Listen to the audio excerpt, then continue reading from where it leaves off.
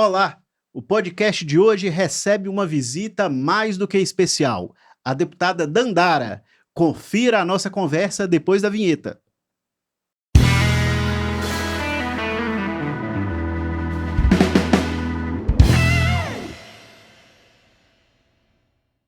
Dandara, grande satisfação ter você aqui, né? Me encanta muito conversar com pessoas que se propõem a entrar na vida pública para trabalhar em prol das minorias, das pessoas que mais precisam, e esse é o seu caso, felizmente. A gente tem a elite tão bem representada, os empresários, né, a classe patrimonial, e quando nós temos legítimos representantes do povo, das mulheres, dos negros, dos quilombolas, dos favelados, né, isso é muito importante para a nossa democracia, de forma que o PCcast recebe aqui feliz por sua visita. Obrigada, PC, é uma alegria estar aqui. Dandara, nós vamos começar do começo, né? Quem é Dandara? Dandara, eu sou pedagoga, mestre em educação, sou filha de 2 grandes militantes, trabalhadores também. Minha mãe trabalhou mais de 20 anos como empregado doméstico, já é professora como eu, papai é professor aposentado. Eles participaram ativamente de lutas sociais muito importantes. Mamãe foi da Associação do Sindicato das Empregadas Domésticas, papai é um ex-seminarista, participando sempre dos movimentos de fé e política, SEB, SEBI, ambos ajudaram a fundar o PT, então eu cresci nesse ambiente de lutas, de movimentos. Eu entendi que a política só vai mudar quando tiver mais gente como nós lá, por tudo isso que você já falou, é um ato de resistência, de luta e de muita coragem. O problema da política é que tem pouca gente como nós, então eu aceitei o desafio em 2020 de ser candidata a vereadora. E eu fui a mais votada da cidade, tive 5.237 votos, fiz um mandato de vereadora pautado na luta, na fiscalização, em proposição de projetos que realmente apresentavam soluções para os problemas que as pessoas estavam vivendo, e foi um mandato muito reconhecido. Nós percebemos que as lutas que a gente estava travando em Uberlândia naquele momento eram comuns a muitas cidades e decidimos ser candidata a deputada federal em 2022. Tivemos uma vitória política e também eleitoral, mais de 86 mil votos, votado em 741 cidades. Eu consegui ser a única deputada federal mulher negra do nosso estado. Na Câmara, cheguei já ocupando espaços importantes, fui vice-líder da nossa bancada do PT, relatei a continuidade da lei de cotas. Em 2024, aceitei outro desafio, a pedido do presidente Lula, da nossa presidenta Gleisi, fui candidata a prefeita, também em Uberlândia, segunda cidade do nosso estado, e tenho muito orgulho de ter ficado em segundo lugar, desbancando ali alguns coronéis das elites, cujo interesse na política é meramente econômico, né? E agora, esse ano, sou candidata a presidente estadual do PT. Então, é muita campanha, muita luta, muito trabalho. É isso aí, Dandara. Vamos voltar um pouquinho. Você contou para mim que a gente conversava nos bastidores, você viveu a sua infância em Justinópolis, que é um distrito de Ribeirão das Neves, mas não nasceu lá, né? Isso mesmo, eu nasci numa cotelinha que chama Gurinhatã, é uma cidade para frente de Tiltaba, uma cidade muito acolhedora, de muita No gente. Triângulo. No Então Triângulo. Entendi. Então você voltou pro Triângulo depois. Foi. Nasci lá em Gurinhatã, meus pais casaram de pouco e foram passar lua de mel em assentamento na luta. Eu brinco, mas é verdade. Fui feita debaixo da lona do MST. Depois para nascer, eles mudaram para Gurinhatã. E logo depois que eu nasci, papai já era professor e recebeu a oportunidade de ir para Belo Horizonte, trabalhar como professor. E nós mudamos para Neves, para Justinópolis. Eu passei boa parte da minha infância lá. E foi um momento muito formativo também, que meus pais participavam da associação de moradores, daqueles coletivos SEB, SEBI, das pastorais, né? Então, pessoal muito engajado nos movimentos sociais. Sempre, muito engajado. E aí eu fiquei em Neves até uns 7, 8 anos, depois morei um pouco perto ali da PUC, minha mãe estava fazendo pedagogia, precisava formar e a distância dificultava muito para ela porque ela pegava 2 horas e meia de ônibus para chegar de Justinópolis até a PUC, lá no Coração Eucarístico. Então, nós moramos lá no bairro Dom Cabral e logo em seguida nós mudamos para Uberlândia. Eu tinha 9 para 10 anos e desde então moro lá. Bacana. E aí você fez faculdade em Uberlândia de pedagogia. Fiz. Daí na UFO, foi cotista, né? Isso mesmo. Cotista orgulhosa, com orgulho. Entrei na universidade com 16 anos. E logo quando entrei já percebi as diferenças, né? Entre quem podia ficar só por conta de estudar, quem tinha que estudar, trabalhar, ajudar em casa. E o corre nosso para se manter na universidade muito grande. E desde o primeiro momento também me engajei nas lutas estudantis. Fui primeiro do DA da pedagogia, ajudei a organizar o nosso DA, lutando pelas estudantes. Depois fui do DCE, Diretório Central dos Estudantes. Fizemos gestões muito engajadas também. Conseguimos transporte intercâmbio, moradia estudantil, ampliação do restaurante universitário. Eu fui percebendo aos poucos que a luta, ela realmente muda a vida. E que a gente podia engajar para conseguir direitos e transformar a nossa realidade. Tem um caso emblemático que te envolve, que é uma situação de racismo muito lamentável, que uma pessoa tirou o seu turbante, uma solenidade. Conta como é que foi esse caso pra gente e me responde, embora você tivesse todo esse passado militante, essa base militante em casa, se foi esse episódio que te motivou a entrar para a política, que te deu visibilidade, com toda certeza, né? Deu muita visibilidade a você, mas infelizmente é uma visibilidade que a gente não quer ter, né, Dandara? Com certeza. Como é que foi isso? O PC não é fraco não, viu, gente? Ele estuda a história da gente mesmo, ele tá sabendo.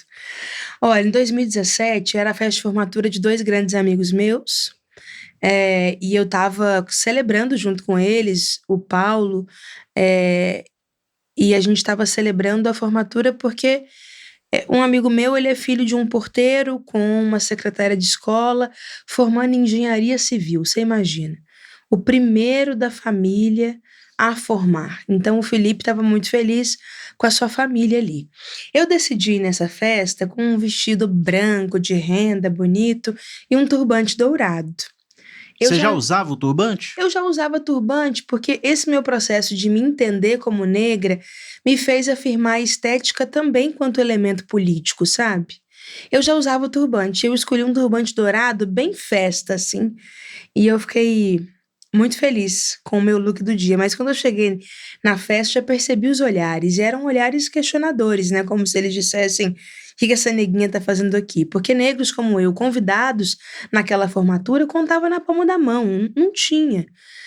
Eu preferi fingir que não era comigo, que eu não estava ouvindo, porque o racismo dói tanto, incomoda tanto, que muitas vezes a gente prefere fingir que não tá acontecendo.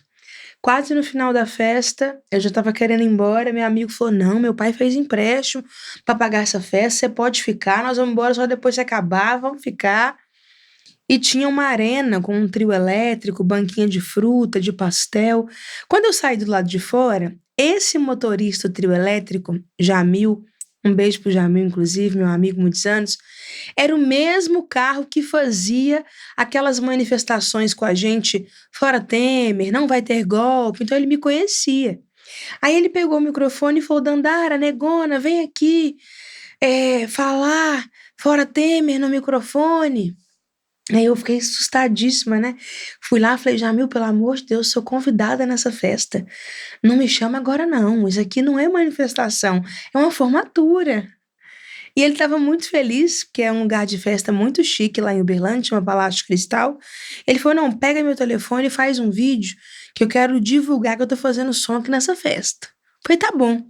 Peguei o telefone dele, rapaz, e comecei a filmar. Quando eu comecei a filmar, eu senti uma mão vindo por trás e puxando meu turbante. Eu assustei muito, porque por mais que eu já tinha percebido os olhares, eu não imaginava que poderia chegar ao ponto de tocar em mim, no meu corpo, sabe? Eu empurrei o cara, falei: tira a mão de mim, não me encosta. E ele continuou rindo, debochando, como se fosse ser história que ele ia contar para os amigos no dia seguinte, se vangloriando do que ele fez. Eu consegui empurrar ele, terminei de gravar, entreguei o telefone pro Jamil e fui procurar os meus amigos. Esses caras me viram uma segunda vez sozinha e eles vieram rapidamente e fizeram uma roda em volta de mim. Eram 6 homens brancos fortes em volta de mim. Eu tentava sair da rodinha, eles fechavam a rodinha, eu tentava sair, eles fechavam. E eu fiquei em estado de choque, porque por mais que você já tenha um processo de letramento racial, de engajamento nas lutas, mas a agressão física, intimidação, é um nível de violência muito grande. Até que um deles veio, conseguiu puxar meu turbante por cima e jogou no chão. Quando eu abaixei para pegar, eles viraram as latinhas de cerveja na minha cabeça. Meu Deus. E eu fiquei muito, muito, muito assustada, consegui empurrar um deles, saí correndo, achei meus amigos até meio sem fala, assim, sabe? Eu tenho um amigo, o Lucas, que ele é muito proativo, e quando ele percebeu o que estava acontecendo, ele já chamou o chefe da segurança e falou assim: olha, ela foi agredida, esses caras têm que ser expulsos da festa, e virou aquela confusão. Os seguranças, todos negros, rapidamente entenderam o que estava acontecendo. Os caras foram expulsos da festa. Eu lembro do segurança perguntar pra ele assim: você agrediu ela? Ele falou: não, só tirei esse turbante, aquele pano, não foi o turbante, não, foi o pano. Tirei aquele pano da cabeça dela. Porque essa é a ideia que o racismo cria, né? Que com o corpo dos negros, em especial das mulheres negras, tudo pode. E depois que eles foram expulsos, as namoradas vieram me bater, falando que eu era culpada. Os meus amigos tiveram que ficar fazendo, junto com as seguranças mulheres, rodinha de proteção em volta de mim. Eu fui literalmente a última pessoa a sair do Palácio de Cristal. Quando eu cheguei em casa, 11 horas da manhã, e eu vi a minha mãe, a minha tia, e eu chorava muito, assim.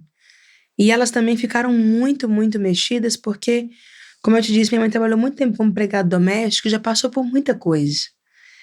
E eu ainda sem dormir, minha tia fez um chá pra mim. Eu fiz um post no Facebook que o título era A Nossa Presença Incomoda, relatando o que tinha acontecido. Eu dormi umas 3 horas e quando eu acordei, meu telefone já tinha umas 80 chamadas, a postagem já tinha viralizado bastante. Eu liguei para os meus amigos, reuni 10 pessoas, gente que viu a cena, que estava presente quando eles foram expulsos, que acompanhou todo o processo, e mesmo assim o delegado não quis fazer o BO de racismo. Ele colocou agressão física, entre parênteses, motivada pelo preconceito racial. E olha que eu simulei a cena, eu expliquei pro delegado: olha, ele não pegou no meu vestido nem no meu brinco, ele tirou e jogou no chão o que mais me caracterizava enquanto uma mulher negra num espaço extremamente elitizado, Sim. né? E o delegado me perguntou: mas ele te chamou de alguma coisa? Eu falei: não, ele não me chamou de macaca, mas foi racismo. O que ele fez foi racismo. Eu entrei com processo civil e criminal. Depois de 6 meses, o promotor decidiu pelo arquivamento, disse que o racismo estava na minha alma, que os caras só foram deselegantes com uma dama, de que teve foi uma guerra de cerveja. O promotor concordou com ele em 2 linhas, concordo com o promotor, defiro pelo arquivamento. Na última semana, para completar 6 meses, para realmente não ter prazo para ter recursos nesse processo. E olha que o meu caso é isso que você disse, assim, né? Na época viralizou muito nas redes, eu fui no programa da Fátima Bernardes, no encontro, todos os jornais da região deram essa notícia. Então, é uma situação que tomou conta da opinião pública. Eu fiquei pensando o racismo cotidiano que acontece com a Dona Maria, com o seu João, e que ninguém nem fica Uma sabendo. curiosidade, Uberlândia é uma cidade muito grande, mas não deixa de ser uma cidade interior, né? Você vivendo lá, você chegou a conviver com essas pessoas, você encontrou com elas depois, ou se você vê, você não lembra quem são? Não Porque no momento encontrei. da agressão a gente não. Você talvez não consiga identificar, né, quem são seus agressores, até pela forma como a agressão foi feita, de maneira covarde, você pegando o turbante no chão, etc. Mas você chegou a ter que conviver com essas pessoas e, assim, elas não foram punidas, né? Graças a Deus não encontrei com eles mais. Eu soube que grande parte deles são de uma cidade ao lado, de Patrocínio, não são de Uberlândia. Inclusive, outros casos de situações de assédio sexual, por parte deles também chegaram para mim, relatos nas redes sociais de pessoas que já foram vítimas também de atitudes preconceituosas, discriminatórias por parte deles, né? Então eu percebi que era um comportamento que eles já repetiam, mas eu tenho certeza que eles têm notícia de mim. Aí eu imagino que na sociedade em que nós estamos vivendo, principalmente hoje, você foi candidata a vereadora com muita gente sendo sensível à sua causa, não a esse episódio específico, né? Mas as suas atuações, e gente também que deve ter falado, não, é vitimismo dela, é mimimi e tal. Como é que foi isso? Como é que foi essa campanha, a primeira, quando foi muita dificuldade, Dandara? Demais da conta, um desafio muito grande, até porque eu já atuava politicamente, já era engajada nas lutas, já participava de coletivos, né? E esse caso, ele serviu para mim de força motriz, de realmente me estimular a continuar na luta e na militância. Eu fiquei pensando na responsabilidade que a gente ainda tem hoje, em pleno século XXI, em conseguir pôr fim ao racismo, avançar em realmente ações de promoção da igualdade racial, letramento racial, tomada de consciência das pessoas. Eu fiquei pensando muito que, assim, a nossa tarefa é uma tarefa ancestral, sabe? Que não comece nem termine em nós, mas que a gente tem que ser parte de uma transformação constante da sociedade. Esse caso me deu projeção na cidade de Uberlândia, mas obviamente que a nossa atuação é mais do que a questão racial, é mais do que a situação do racismo. Nós construímos uma pré-campanha de 1 ano para deputada federal, até porque tem uma turma que já queria que eu fosse candidata a deputada em 2018. Eu achava que não era a hora, que não era para mim, porque o racismo faz isso com a gente, né?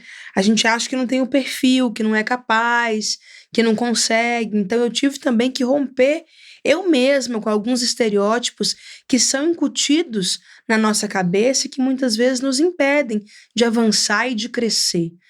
Mas eu assumi o compromisso com o nosso grupo de ser candidata a vereadora em 2020. Então, nós fizemos mais de 80 reuniões, montamos 20 grupos temáticos, elaboramos um plano colaborativo de mandato, tinha grupo e eixos sobre direitos das mulheres, educação, esporte, cultura, lazer, saúde, bem viver na velhice. Então, nós debatemos praticamente todos os temas da vida e montamos um plano colaborativo de mandato. E foi a força desse coletivo que fez a gente ser a vereadora mais votada da cidade. Mas é claro que o racismo, como um elemento estrutural da nossa sociedade, ele sempre arruma formas de tentar descredibilizar, de diminuir.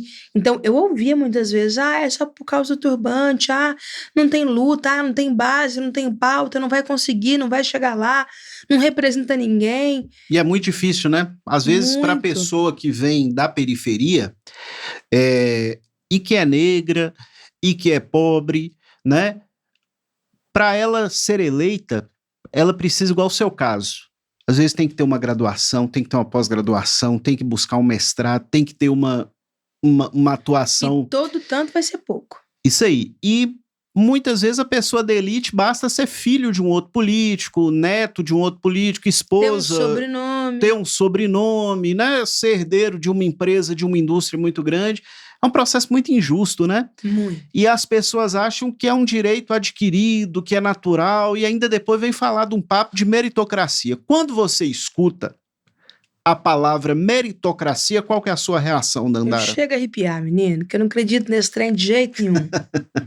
Eu acho que as regras do jogo não são as mesmas, as oportunidades ao longo da vida não são as mesmas, então não é só mérito individual que te faz vencer, pelo contrário. Muita coisa na vida é sobre oportunidade, é sobre ter e acessar direitos que vão poder potencializar aquilo que você quer, aquilo que você acredita. Se bastasse só querer, eu tenho certeza que a minha avó Anita seria uma grande empresária e empreendedora, porque a mulher era inteligente, criativa, tinha uma capacidade tão grande de gestão, de articulação muito grande, mas nunca teve oportunidade. Então ela era cozinheira, ela era lavadeira, ela criou 8 filhos, esquentando a barriga no fogão e esfriando no tanque, porque nunca teve na vida oportunidades, né? E a partir do momento que tem, as coisas vão acontecendo. Aí você vai eleita vereadora, mais votada do município, vai para a Câmara. O mandato enfrentou muita resistência, você conseguiu desenvolver os seus projetos, como é que foi? Rapaz, esse negócio de ser eleita vereadora foi o primeiro grande baque, assim, da minha vida. Porque eu vim da militância, do movimento social. em que você faz pressão, constrói luta, movimento, pressão de fora para dentro para fazer o negócio avançar. E quando você chega no parlamento, é um outro perfil. Você tem que construir maioria, apoios, você tem que ter voto para aprovar os projetos. Então, é um outro tipo de atuação que nós precisamos ter. E eu fui aprendendo muito na marra, porque por ser uma vereadora do PT, de esquerda, mulher, negra, jovem, né? As pessoas já tinham todo um estereótipo. Então eu tinha que atuar 10, 20, 30 vezes mais para convencer um vereador da importância de um projeto que ia beneficiar muita gente, que ia transformar vidas.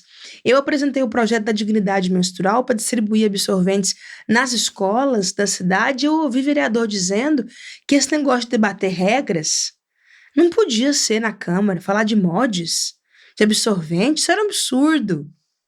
Então você tem que romper com tantos estereótipos que muitas vezes é difícil. E eu conheci a face mais perversa da tal violência política de gênero e racial. De ser questionada, silenciada, interrompida, microfone cortado, de ser atacada nas redes da Câmara, presencialmente, num momento em que a polarização despolitiza a política.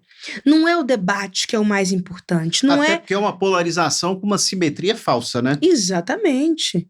Não é o debate que é importante, não é? Não, é fazer um vídeo lacração para bombar na internet. Exatamente. Então o vereador que chegava, me xingava, atacava de tudo quanto é jeito, e ele não ficava nem para ouvir a resposta. Porque o mais importante para ele era aquele corte que ele ia usar para lacrar na internet. Então um processo extremamente politizado. Mas eu acho que fez a gente crescer e evoluir muito. Aprovamos projetos importantes, ciclos de formação continuada para professores sobre a Lei 10.669 a 11.645, aprovamos a Semana do Hip Hop, aprovamos também o projeto Cidade Esponja, para a gente ter obras voltadas também para a questão ambiental na cidade. Uberlândia tem sérios problemas de alagamentos, né? Sérios problemas de alagamento. As cidades têm que ser projetadas para o século XXI, cidades inteligentes, cidades resilientes, capazes de se adaptar às mudanças climáticas que, infelizmente, são uma realidade no nosso planeta. Então, fizemos muita coisa, além de fiscalizar também o prefeito, denunciando os desmandos da gestão, né, processos que não seguiam normas vigentes e nem o regramento jurídico. Então, foi um mandato que tanto foi propositivo, também foi fiscalizatório. Aí chega a eleição de deputado, você se candidata, ainda muito jovem, hoje você tem 31, foi eleita com 29, né? Rapaz, ele sabe mesmo. Isso aí, a gente faz parte, né, da 29 anos. E primeira tentativa, 86 mil votos e alguma coisa. É uma votação estrondosa, né, principalmente para uma vereadora e já ser eleita deputada federal nessas condições, uma deputada federal de novo, saindo do interior. Como é que foi a construção dessa campanha de deputada? Coletiva. Sonho que se sonha junto vira realidade. Se eu tivesse embarcado numa carreira solo, individual, eu por eu, provavelmente não teria chegado onde eu cheguei até hoje. Eu construí esse projeto a muitas mãos, com lideranças muito diferentes, em todos os cantos de Minas Gerais, com um grupo que atua em diversas áreas, tanto na questão do combate ao racismo, das mulheres, da educação, da saúde, do bem viver, do desenvolvimento agrário, agricultura familiar. Eu tive apoio de uma diversidade de coletivos no estado que fez eu ser votada em 741 cidades. Porque para a gente lutar contra um sistema político que não é nem de longe igualitário ou justo, né? A gente sabe que a força da grana tem um peso muito grande, dos conchavos, dos toma lá da cá. Pra gente romper com isso, não vai ser sozinho. Não adianta você querer vestir uma capa de super-herói e falar, eu vou lá romper com isso. Não adianta. É a força do coletivo que faz a gente E tem uma coisa, romper. Dandara, que a gente tem que observar, que as pessoas às vezes precisam ter essa dimensão porque acham que é fácil. Nós estamos falando de uma pessoa que era vereadora em Uberlândia, no meio do mandato de vereador ainda, sem completá-lo inteiro, E aqui no norte de Minas, o que acontece? O PT perdeu as eleições presidenciais apenas em 3 municípios nesta região. Benza a Deus. Na sua região, no Triângulo Mineiro, deve ter perdido em todas, né? Pelo perfil de eleitorado, é um eleitorado... Ganhou em 6, eu Ganhou acho. em 6, né? É Não lembro uma mais cidade cidades. muito próxima, uma região muito próxima do que o eleitorado de São Paulo pensa, ou do que o eleitorado do Centro-Oeste pensa, e a gente sabe que o antipetismo nessas regiões é muito grande, né? Em regiões rurais, onde o agronegócio predomina como principal motor da economia. Então teve todo esse aspecto de dificuldade, né? De romper mesmo, né? Com poderes estabelecidos, oligarquias na política, pactos ali de sucessão. Sabe que às Por exemplo, quando vezes... você foi candidato a deputada federal, aí você me corrige, vê se meu estudo foi certo. Você teve talvez como principal oponente local, a esposa do então prefeito, não era isso? Você sabe tudo. Outra mulher, não era? Isso mesmo.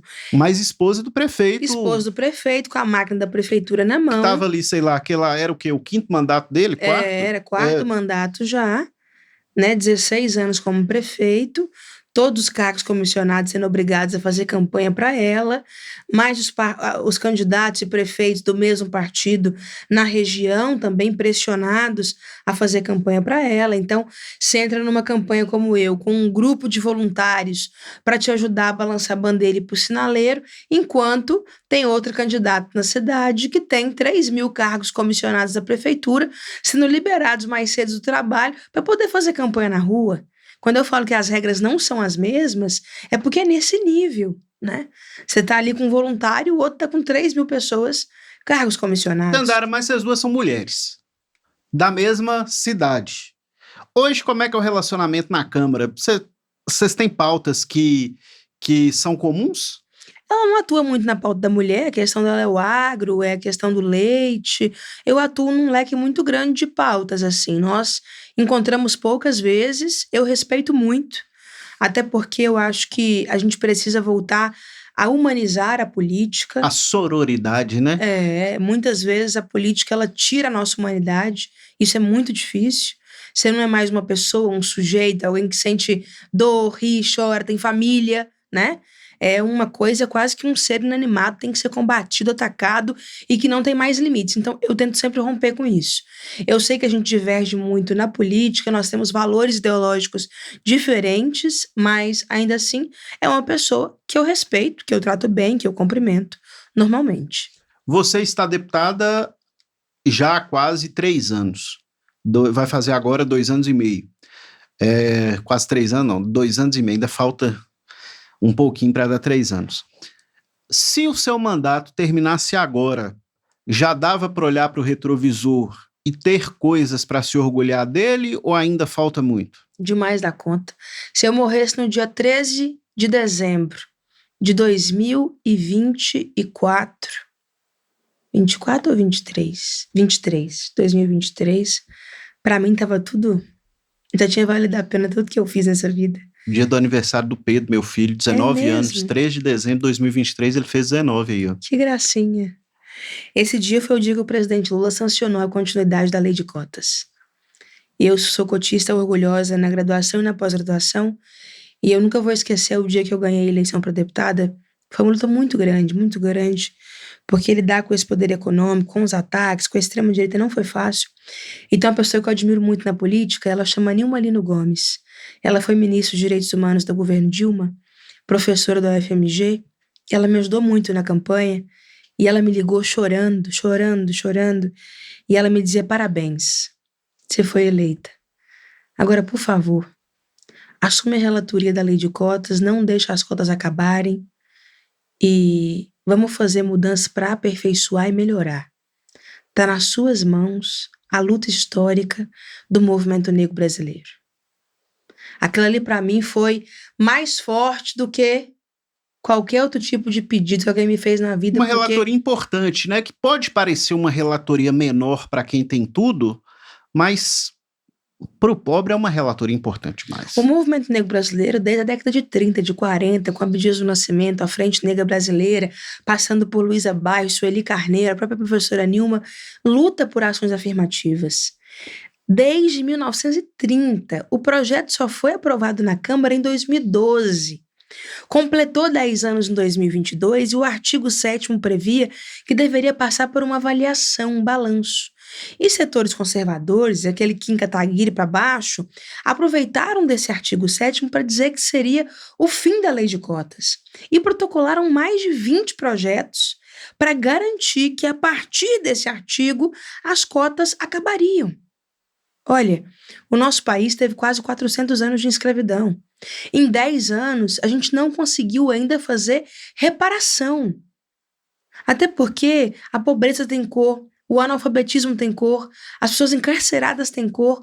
Os piores índices do nosso país estão, infelizmente, com a população negra. Isso aí, nós estamos gravando hoje, dia 16 de maio. Essa semana, 13 de maio, nós tivemos 13 de maio, o dia que marca, né, a comemoração da abolição da escravatura. Eu vi um post de um colega seu de bancada, deputado Paulo Guedes, daqui da nossa região, que o post dele sobre a abolição da escravatura, o pessoal da assessoria mandou bem, fizeram no dia 14.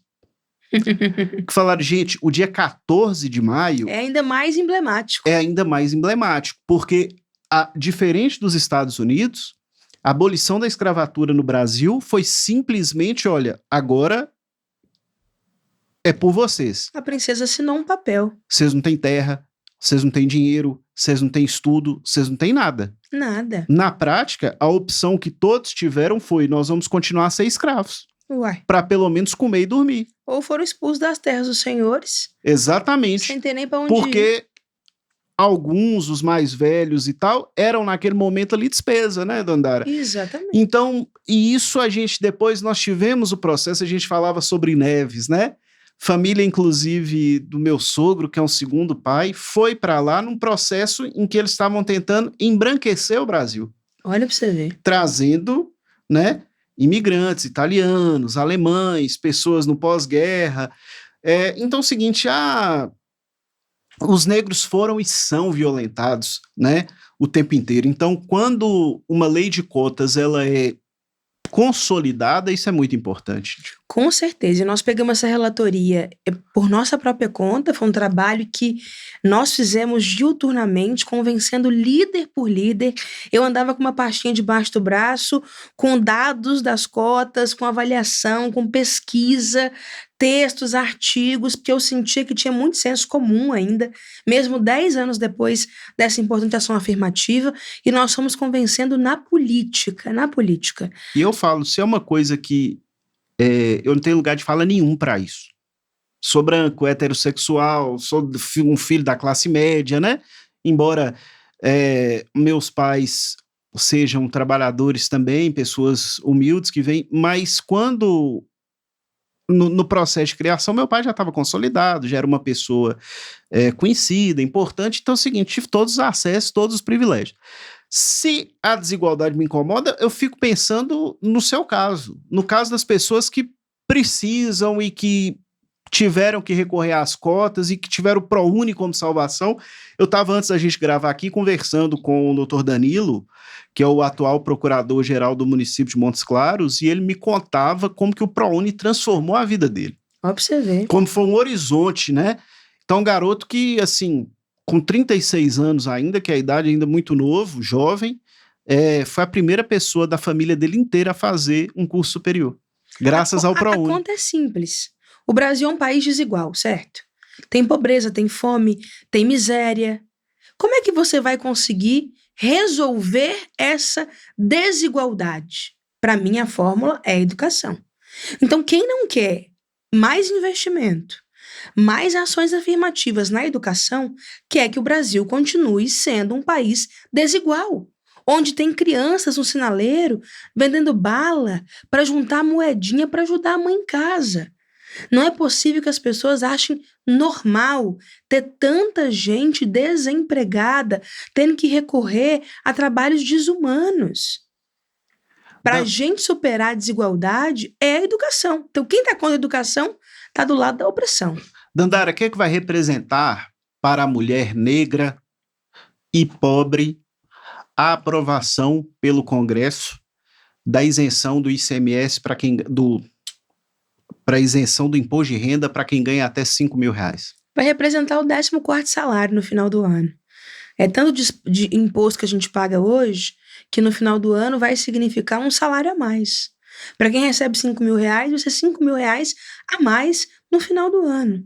Isso vai impactar diretamente na renda das famílias, em especial as mulheres, chefes de família, trabalhadoras, para os professores, para os motoristas, quem está naquela faixa salarial de R$5.000. Lembrando que também vai ter atualização da tabela para quem ganha até mais de R$10.000.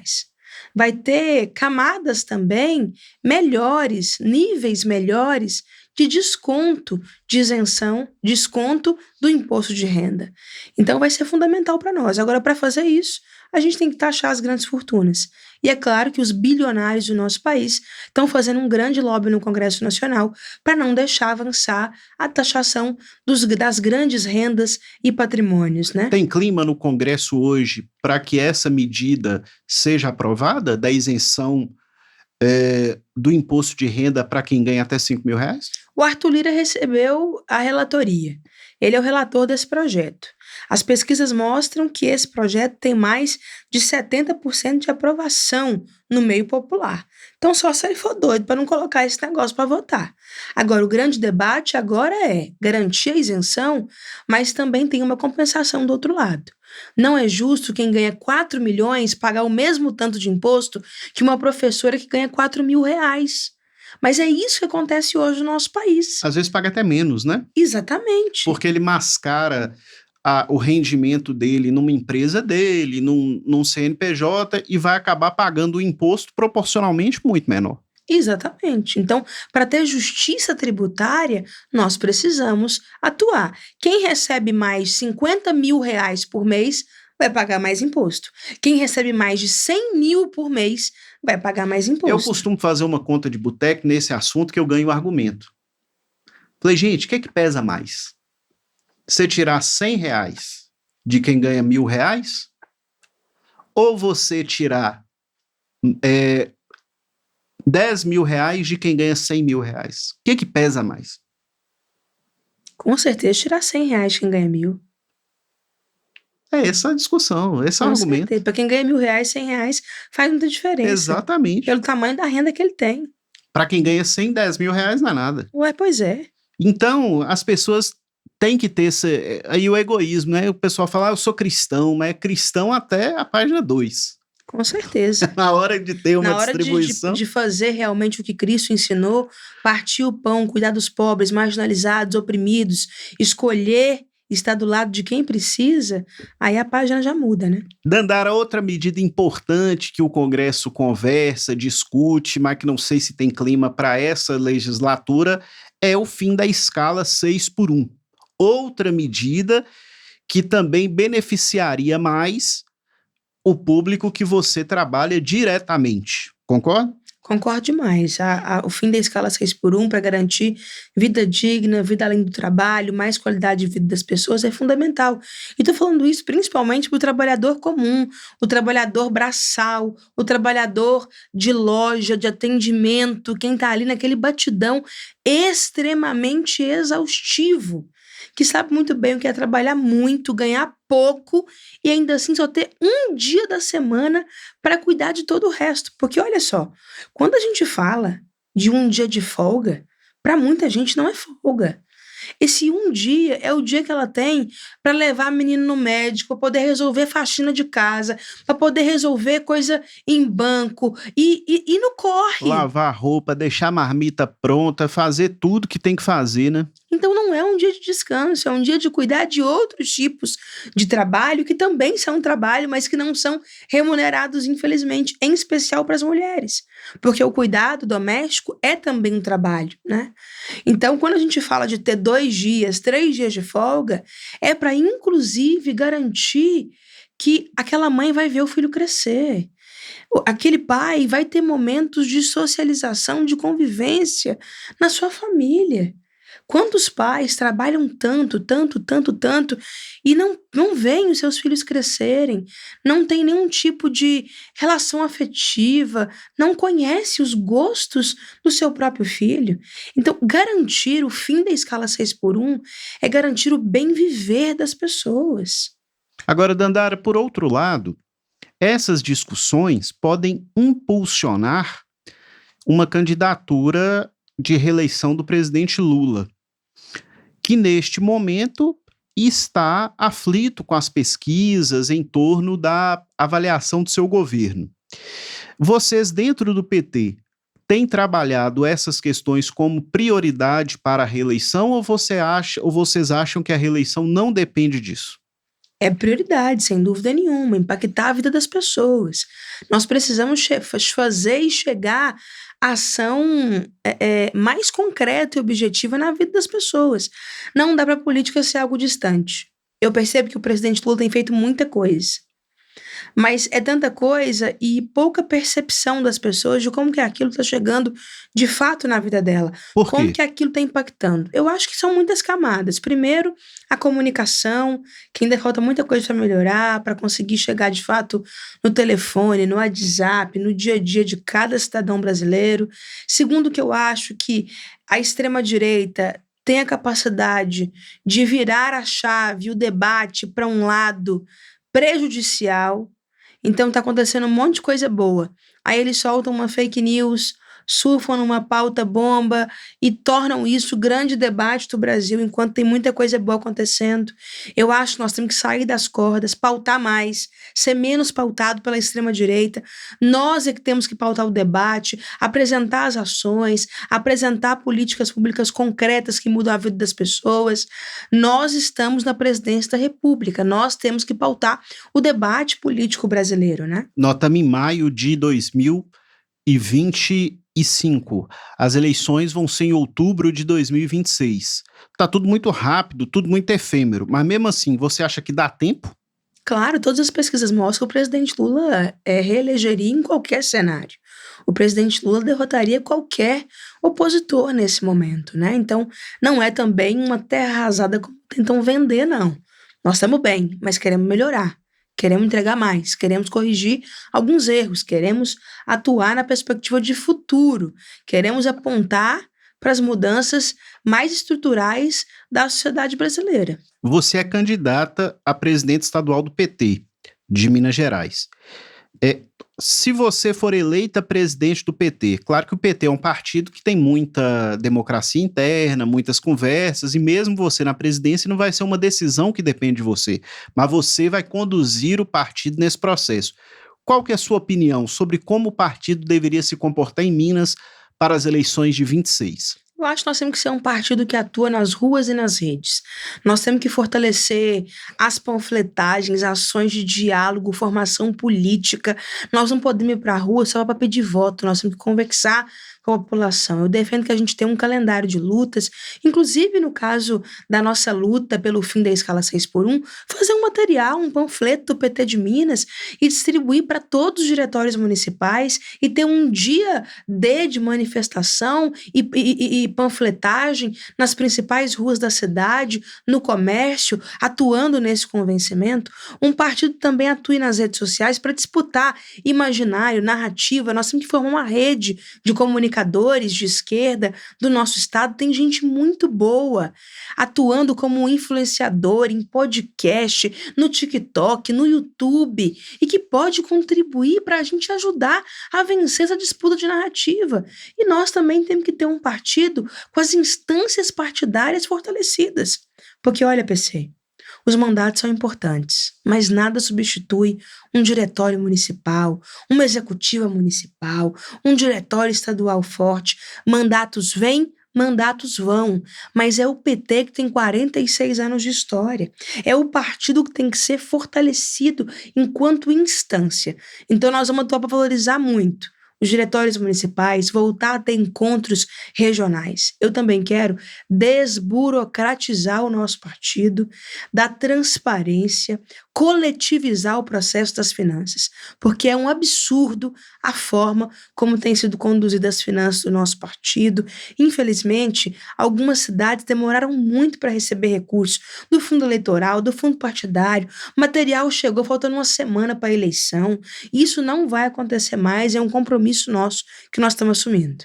Dandara, você acha que o PT tem condição de ter candidatura própria ao governo de Minas em 2026 ou fazendo uma autocrítica, você entende que o partido não tem um nome e que a melhor saída, até pensando no projeto de reeleição de Lula, sob o ponto de vista do PT, logicamente, seria o PT apoiar um candidato de outro partido?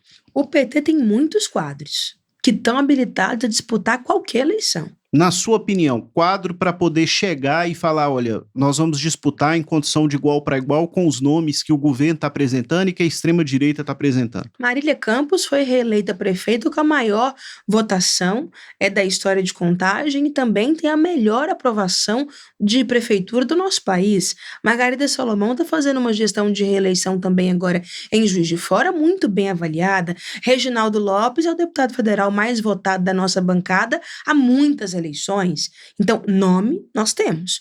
Mas o presidente Lula mesmo já disse que acha que o Pacheco é um nome muito bom para o governo de Minas. E o que você acha? Eu acho que nós temos que sentar e compor essa estratégia em conjunto. Passando agora a eleição no PT, nós vamos fazer isso, montar um grupo de trabalho eleitoral com os partidos que compõem a base do governo Lula para estruturar essa estratégia. Porque o que está em jogo ano que vem é uma vaga para o governo, 2 vagas para o Senado, ainda tem eleição de deputados estaduais e federais, né? Sem contar a reeleição do presidente Lula. Então, é uma estratégia que nós temos que pensar no todo. Aonde nós estamos e aonde nós queremos chegar. Nós somos um partido forte e atuante no estado de Minas. Não é à toa que na última eleição nós ampliamos a nossa bancada. A bancada federal saiu de 8 para 10 deputados. A bancada estadual saiu de 10 para 12. O presidente Lula ganhou em Minas Gerais. Nas eleições municipais elegemos mais vereadores, elegemos mais prefeitos. O nosso saldo, ele é positivo em Minas Gerais. Dandara, e você? Vai para deputada federal de novo ou vai colocar seu nome para apreciação nessas disputas majoritárias? O Senado é proporcional, mas é uma disputa majoritária, né? Porque os mais votados ganham.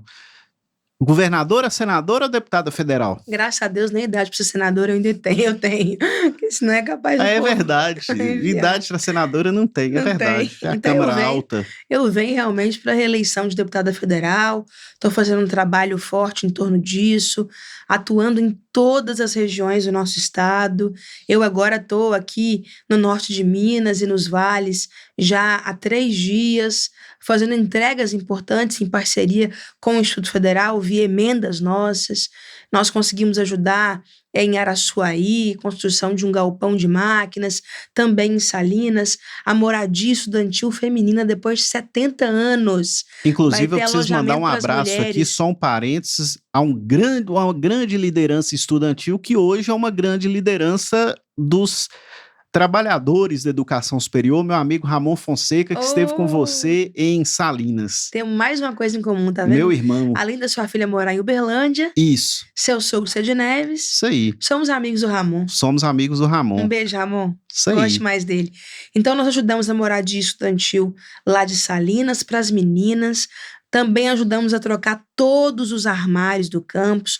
Vai ter mobília nova para salas de aula. Nós mandamos agora também R$200 mil para o hospital lá de Salinas, R$150 mil para o Hospital de Pirapora, R$100 mil para o projeto da biblioteca também lá de Pirapora, R$150 mil para poder reformar e construir o bicicletário do Instituto Federal de Pirapora, porque são mais de 600 bicicletas no sol, na chuva, pneu murcha, o aço oxida, então isso não pode acontecer mais. O nosso trabalho está por toda parte. Eu não sou uma deputada que foge da luta, não, pelo contrário. Desafio bom, a gente aceita, trabalho grande é o que mais nos empolga, eu arregaço as mangas e vou à luta, porque eu sei que é tudo para ontem, como já dizia Emicida. É isso aí, Dandara. Grande satisfação ter você aqui. Já? Foi muito bom, passa rápido. Rapaz, voou. Passa rápido. Muito bom nós termos conversado aqui. Fiquei muito honrado com sua presença. Quero que você volte reeleita, né? para que possa continuar falando do seu mandato, das suas coisas, e seja sempre muito bem-vinda a Montes Claros. Fico feliz demais. Eu quero deixar à disposição também o nosso mandato. Estamos atuando muito para fortalecer direitos. Eu sou uma deputada que eu atuo para trazer recurso, para ajudar a desenvolver projetos, mas também atuo na política. Eu presido da Comissão da Amazônia, Povos Originários, Comunidades Tradicionais. Estamos fortalecendo muito a luta indígena, a luta quilombola, contra as mudanças climáticas. Eu faço parte da Comissão de Educação da Câmara dos Deputados. Esse é um ano muito importante, um ano de PNE, Plano Nacional de Educação. Também coordeno a Frente Parlamentar Mista Antirracismo. Eu coordeno na Câmara e o senador Paim no Senado. Eu também coordeno o grupo de trabalho do Cerrado. E aqui nós estamos numa região que o Cerrado é um bioma predominante. Nós estamos lutando muito para diminuir o desmatamento e preservar a nossa sociobiodiversidade, graças a Deus, do Cerrado, fruto também dessa articulação nossa. Então, eu quero que o nosso povo saiba que pode contar comigo para trazer dinheiro e fazer luta. É um pé dentro, um pé fora. É isso aí. Gente, conversamos hoje com Dandara, papo enriquecedor, importantíssimo. Dandara, show, viu? Obrigada, feliz demais. Bacana. É isso aí. Ficamos por aqui, trabalhos técnicos do PCcast a cargo da El Rey Labs. Dani, Murilo, Jonathan, Mercinho, meu muito obrigado para todo mundo. Até o próximo programa, esse foi o 22, semana que vem o 23.